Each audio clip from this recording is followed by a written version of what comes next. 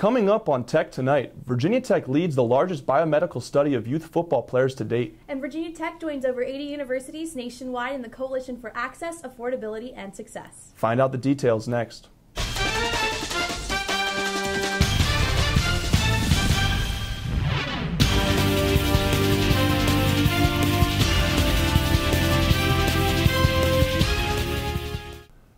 Welcome to Tech Tonight. I'm Drew Coyle. And I'm Caitlin Murray. Virginia Tech is leading a $3.3 million 5-year study that will track head impact exposure in children, the largest and most comprehensive biomedical study of youth football players to date. The potential impact of the study is significant. More than 3 million youth football players across the nation comprise 75% of all U.S. football players. Funded by the National Institutes of Health's National Institute of Neurological Disorders and Stroke, researchers will track on-field head impacts and accelerations using sensors installed in hundreds of players' helmets. A new addition to the study will be mouthguards, which also will have sensors installed in them. Players at 6 schools in 3 states also will receive neuropsychology testing. Leading the study is Stefan Duma, head of Virginia Tech's Department of Biomedical Engineering and Mechanics, part of the College of Engineering. Duma and his multi-university team will focus on 6 teams of 9 and 10-year-old players in 3 states, following each team during a 5-year period, as well as the players themselves until they reach the age of 14. This is the largest coordinated youth study with the most advanced combination of instrumentation, clinical and neuropsychological testing, said Duma, and one of the earliest pioneers to study the biomechanics of football player head injuries and creator of a groundbreaking safety rating system for football and hockey helmets. Virginia Tech joins over 80 universities nationwide in the Coalition for Access, Affordability, and Success. Tech joined the coalition last week along with UVA, William & Mary, and JMU. The mission of the coalition is to provide affordable education options for everyone applying for college. It aims to create a platform of online tools students can begin using their freshman year of high school. Jennifer Harris, the Director of Communications for Undergraduate Admissions for Virginia Tech, said that by targeting students as freshmen in high school, it takes the stress and pressure off of high school seniors because this way they can work on their applications a little at a time. The new tools are also intended to provide students with a disadvantage the recognition and financial help that they deserve. While the goal of the coalition is to motivate a college mindset among students of all backgrounds, the emphasis is put on lower-income families and minorities who are underrepresented at leading schools. These online tools will be released beginning in January of 2016, and the full coalition application will be available in the summer of 2016. Virginia Tech has its grand opening of Campus Kitchen. Caroline Fear has more on the story. Hi, I'm Caroline Fear with Tech Tonight, reporting from Wallace Hall. On Wednesday, September 30th, the launching of Campus Kitchen took place in Wallace Hall. Campus Kitchen is a national organization that promotes students getting involved in combating food waste and hunger in their community. Virginia Tech was one of 3 schools that won $5,000 in grant money to help start a campus chapter that was officially launched today. Last semester, students voted to have this opportunity come to Virginia Tech, and many were in attendance to witness the result of this new program. President Sands' wife, Laura Sands, spoke on how this opportunity is important for students and the Blacksburg community alike. Really reinforce the community's deep commitment to experiential learning. Others spoke to congratulate everyone involved and to share their excitement about what lies in the future for food services and hunger at Virginia Tech while following the Campus Kitchen's 4 core values that they pride themselves on. Also present was Professor Sarah Misyak of the HNFE department at Virginia Tech. She explains how today was a day worth celebrating for not only her students' work, but the Virginia Tech community as well. So I think the Campus Kitchen is a great project, and it's a way to really let us do that UPROSM so we may serve in the community. So it's a way for Virginia Tech, and it's part of our outreach effort. And some of our students are working specifically with Perry Martin and Joanne for the Campus Kitchen. Excitement was in the air in Wallace Hall as many are eager to see how Campus Kitchen can eliminate food insecurity one meal at a time. Reporting from Wallace Hall, I'm Caroline Fear. Now back to you. Thank you, Caroline. For the 2nd year in a row, Virginia Tech Dining has earned the #1 ranking for best college food, according to Niche. The rankings provide a comprehensive report and assessment of the quality and cost of on-campus dining options at more than 1,000 colleges and universities across the United States. Receiving the top ranking and an A+ rating in both 2015 and 2016, Virginia Tech is recognized for value for price paid, campus options, student satisfaction, and overall quality. The publication points to having 11 dining halls to choose from and hundreds of different dishes as a reason thousands of off-campus student residents also purchase dining plans. Director of Dining Services Ted Faulkner credits the work and commitment by the entire Dining Services team for providing the high level of service to the campus community. Dining Services, run by more than 2,000 team members, boasts a list of accolades for its innovative approach to food, atmosphere, and sustainability. In addition to niche, the Princeton Review and Active Times have recently recognized Virginia Tech for its leadership in the category of campus food and healthy lifestyles. Let's take a moment for our weekend forecast with Chapin Kofod.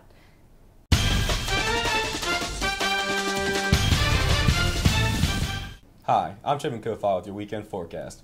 As a week of sun and blue skies comes to an end, so does our streak of no rain. Friday looks to ruin the beautiful week just in time for game day. As Wolfpack come to visit Blacksburg, they will be greeted with a cold front. The front will bring moisture into our area and probably produce some showers and potentially some thunderstorms. Hopefully we don't get any lightning because that's one of the only things that will stop a Hokie football game. Even with the potential rain Friday, we expect the highs to be in the low 70s. After the cold front makes its way out of town Friday night, the temperatures behind it won't get much warmer. Also, with the front moving past us, the rest of the weekend should be clear and sunny. Saturday is only expecting high temperatures in the mid-60s, while Sunday is going to have temperatures also reaching the mid-60s. The rest of next week looks to continue the dry, sunny trend as we make our way into more consistent fall weather. Back to you, Caitlin. Thank you, Chapin. On September 29th, Barry Camden was sentenced to 4 years in prison after pleading guilty to the voluntary manslaughter of Terry Kelly after a road rage incident in Botetourt County last year. In August of 2014, the incident began when Camden, driving in the passing lane of Interstate 81, was going the posted speed limit of 70 miles per hour when Kelly sped behind him riding his bumper, and eventually pulled up beside Camden's vehicle. The two exchanged angry gestures until it escalated as Camden got off on an exit and Kelly followed. The two got out of their vehicles and started an altercation where Camden allegedly threw Kelly to the ground and kicked him multiple times in the head. When police arrived, Kelly refused medical attention, but soon after grew very ill and died 3 weeks after the incident. Kelly was taking blood thinning medication during the time of the altercation that made him more susceptible to injuries. The coroner's report stated that Kelly died due to blunt force trauma to the head. Along with Camden's 4-year prison term, he will also be on probation for 6 years following his release and will pay Kelly's family a restitution of about $18,500 for unpaid hospital bills and funeral costs. Stay tuned for your entertainment news.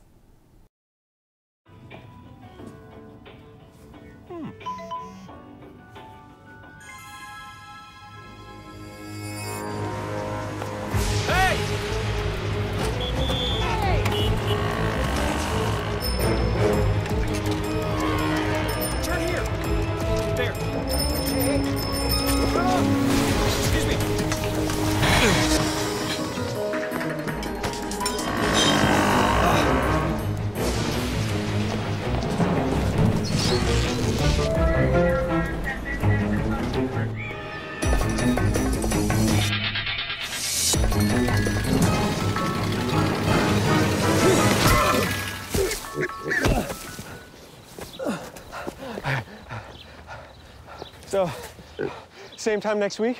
Well, of course. Put away a few bucks, feel like $1 million. For free tips to help you save, go to Feed the Pig.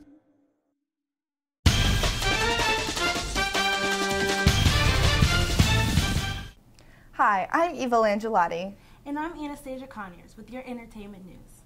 Starting this week, the Moss Arts Center, Alumni Mall, and Newman Library will be hosting events and exhibits as a part of the Virginia Science Festival. The festival runs in different places throughout Virginia from September 26th through October 30th. There will be several exhibits this week in the Moss Arts Center, including New River Valley Rocketry, Virginia Tech Meteorology, Chemical Illusions, and Hokie Bug Fest. During these events and exhibits, anyone can visit to explore the variety of sciences presented. There will be model rockets being flown, honeybee exhibits, chemical magic trick presentations, and even a storm chasers crew. A full schedule of events can be found at cpe.vt.edu. All Virginia Science Festival activities will be free unless otherwise noted. Vamos a bailar con Virginia Tech. Hokies, let's dance. Do you like salsa? Not the chips and guacamole kind, but the hot Latin dance? Well, on Monday, Salsa Tech, the official salsa club at Virginia Tech, hosts salsa dance lessons in the Squires Old Dominion Ballroom. Beginner concepts start at 6 in the evening, intermediate lessons at 7, and advanced lessons at 8 o'clock. These events are free and no experience is necessary. If you're a single Hokie dancing alone, don't worry. A dance partner is not needed to join in on the fun. But if you want to, you can always bring a group of friends. The mission of Salsa Tech is to introduce the love of salsa and several other forms of Latin dance to the Virginia Tech community. So come out, meet new people, and learn some new dance moves. For more information, visit Salsa Tech's Facebook page. Kanye West announces his presidency at our latest VMAs, and we are curious to see what Hokies think. Drew Coyle has more on the story. Hi, I'm Drew Coyle with Tech Tonight. At the VMAs this year, Kanye West had an interesting take on his speech. He announced his 2020 campaign for presidency, and in light of the matter, we thought it'd be fun and interesting to ask students at Virginia Tech on his announcement. It's kind of funny, actually. I didn't realize it was, serious. That is probably the most ridiculous thing I've ever heard. I have heard the news, yes, very exciting. I think that he definitely has a unique background that we kind of need in the White House. No, probably not. No. Absolutely not. Absolutely not. It's just, he's a celebrity. There's no political background. He doesn't seem like a qualified candidate. Because he's an egotistical maniac. He has no experience leading a country. I don't know a whole lot about him, but what I do is that he's not a super appealing person. I feel like it's more like a joke, sort of, just to get like publicity and attention for it. I don't think a musician should have the power to determine whether or not America survives. I wouldn't want someone like that running for president. I feel like he's not really running to make a difference in America. It's more like a publicity stunt. That's sort of what makes Kanye West Kanye West. He loves himself the most. No, you have to be willing to talk to people and get people's opinions on stuff. You can't be all-knowing, omniscient. No. Should probably do worse than Kanye as president. Overall, most Virginia Tech students weren't too thrilled to hear about Kanye's campaign for presidency. He may have supportive fans for his music, but it will be interesting to see if his fan base correlates as active voters. Signing off for Tech Tonight, I'm Drew Coyle. Yo. I'm gonna let you finish, but Kanye West for president 2020. Thanks, Drew. This month, the Sinkland Farms will host their 23rd annual Pumpkin Festival in Christiansburg. The 2015 Pumpkin Festival activities are running every weekend from Saturday, October 3rd through Sunday, November 1st from 1 to 5 p.m. This festival will offer many family-friendly activities and events, including hay rides to the pumpkin fields, pumpkin picking, a corn maze, and farmyard animals. There will also be live music on 2 large stages every weekend in the afternoon, along with performances from the Virginia Tech and Radford dance teams and cappella groups. Tickets will be $10 for adults and $5 for children from ages 2 to 5. Children under the age of 2 can attend the festival for free. More information can be found at sinklandfarms.com.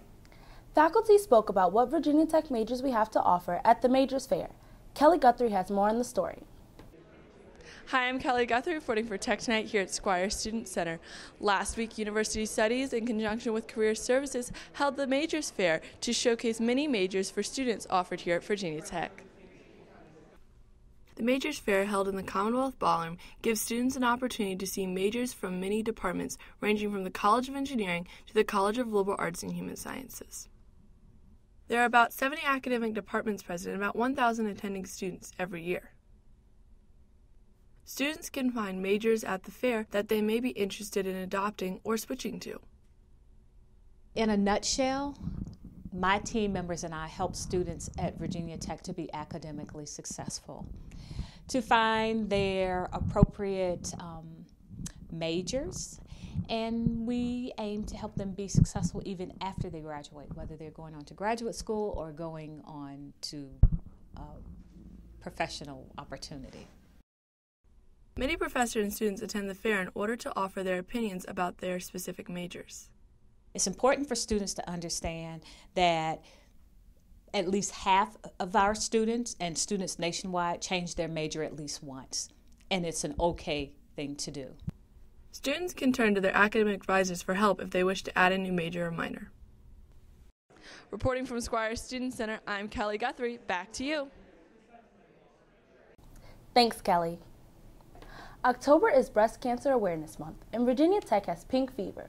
Recreational Sports is partnering with Virginia Tech sorority Zeta Tau Alpha to raise money for breast cancer research, and they are turning McComas Gym pink. Everyone is invited to participate in the free event on Wednesday. At 5:30 in the evening, there will be Zumba in the single gym, yoga in Studio B, and cycling in Spin City. If you are involved in Greek life, you can rent a bike and compete. 3 competitions will be held between 6:30 in the afternoon and 8. Each competition is 30 minutes long. Registration is not necessary, and fitness passes are also not required to participate. So wear your pink and come join the fun. Stay tuned for your sports news. It's a beautiful day out here. Sunny today with light breezes, giving way to clouds in the afternoon. We could see some light precipitation to moderate precipitation later on, followed by powerful storm-like conditions. 90 miles per hour winds are expected. Authorities are asking everyone, stay indoors. Come on, that's it. Let's go.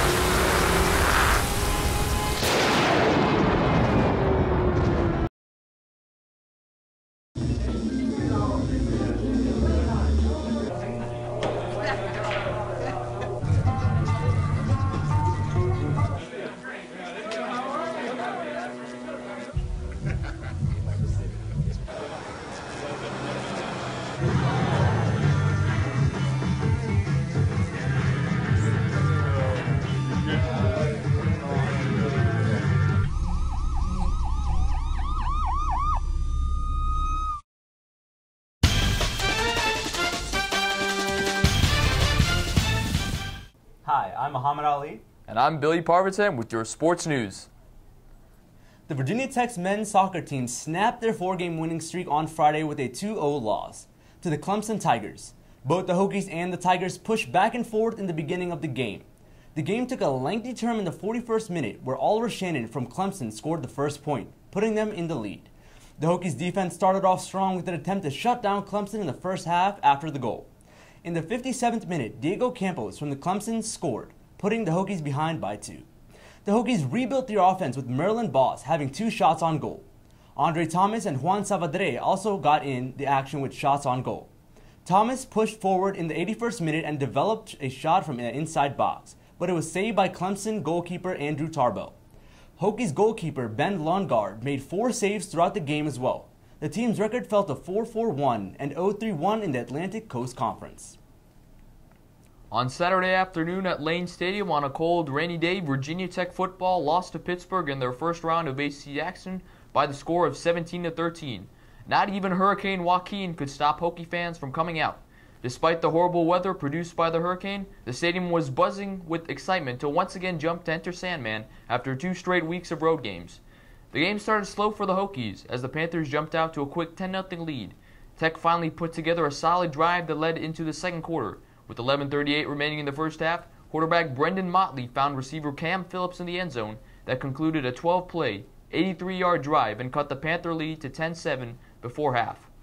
Unfortunately, that touchdown would be one of the few bright spots for the Hokies, as Pittsburgh jumped out to a quick start in the second half with the help of running back Quadri Allison. The redshirt freshman rushed for 68 yards in just 2 plays to score a touchdown and increase the Panthers' lead to 17-7. Tech could not move the ball for much of the second half and only managed 2 Joey Sly field goals despite forcing a fumble and blocking a field goal. The Hokies also lost 57 yards due to sacks, limiting Motley's time to throw, a key factor in his 3 interceptions. Now with a 2-game losing streak on their hands, Coach Beamer noted that some change needed to be made because saying, quote, "We're not playing the same way we need to play." With the loss, the Hokies dropped to 2-3-1, including 0-1 in the ACC. They'll be back in action Friday night at home versus NC State at 8 p.m. Virginia Tech's Black Student Alliance hosted a roller rave.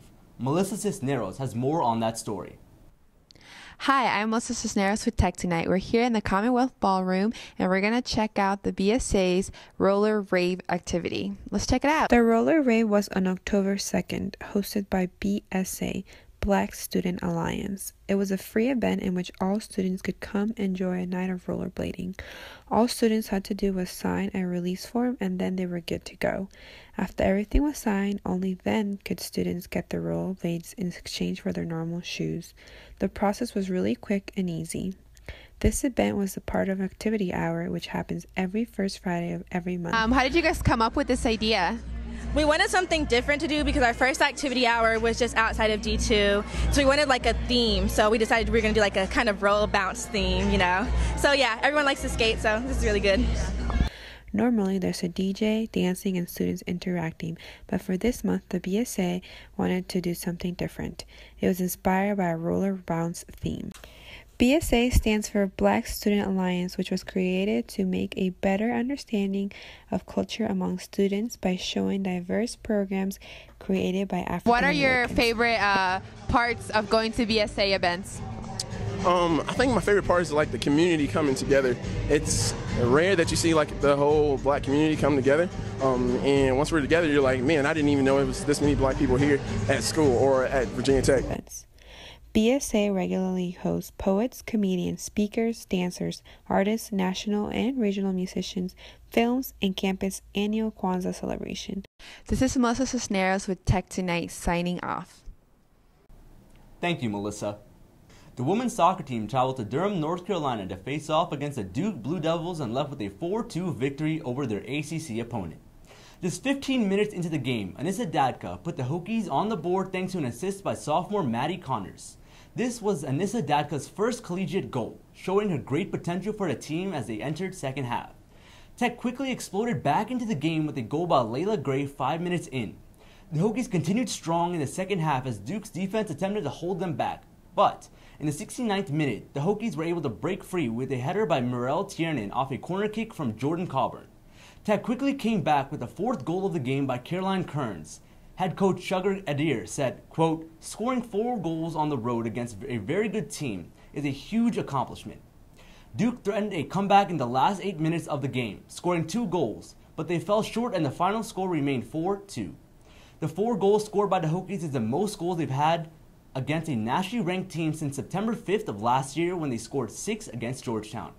Adair ended by saying, quote, "I thought they did a great job, stuck with the game plan in place, start to finish, and played good, quality soccer.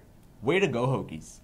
On Saturday afternoon at Memorial Coliseum in Charlottesville, Virginia, the Virginia Tech volleyball team lost to UVA in 4 sets, 3-1 in the latest edition of the Commonwealth Clash rivalry. The Hokies got off to a solid start in front of a hostile crowd. Neither team was able to get more than a 2-point advantage, which led to 10 lead changes. With both teams gridlocked at 19 all, Hokie middle blocker Ashley Battle then led the way with 2 straight kills and a block to give Tech the 25-21 win after the first set. The second set was similar to the first, but with a different result. The game featured many lead changes, and once again the teams were tied at 21. But this time it was Anna Walsh for the Cavaliers who closed out the set with consecutive kills to give UVA the win and the split 25-21. UVA used that momentum to jump off to a quick start in the third set. The Cavs used a 7-1 run to go up 14-8, securing a lead they would not relinquish. Although the Hokies showed some fight tying the score on 3 separate occasions, ultimately it was not enough as UVA took the third set 25-13, largely due to a .450 hit rate. Tech showed their grit in the fourth set, as middle blocker Kennedy Bryan and outside hitter Lindsay Owens had 3 kills each, but UVA with their passionate crowd only added to their push. Never trailed, thus enabling them to score the set and match by the score of 25-17. With the loss, Tech dropped to 11-5, including 2-2 in the ACC. UVA improved to 11-4 with a 3-1 ACC record.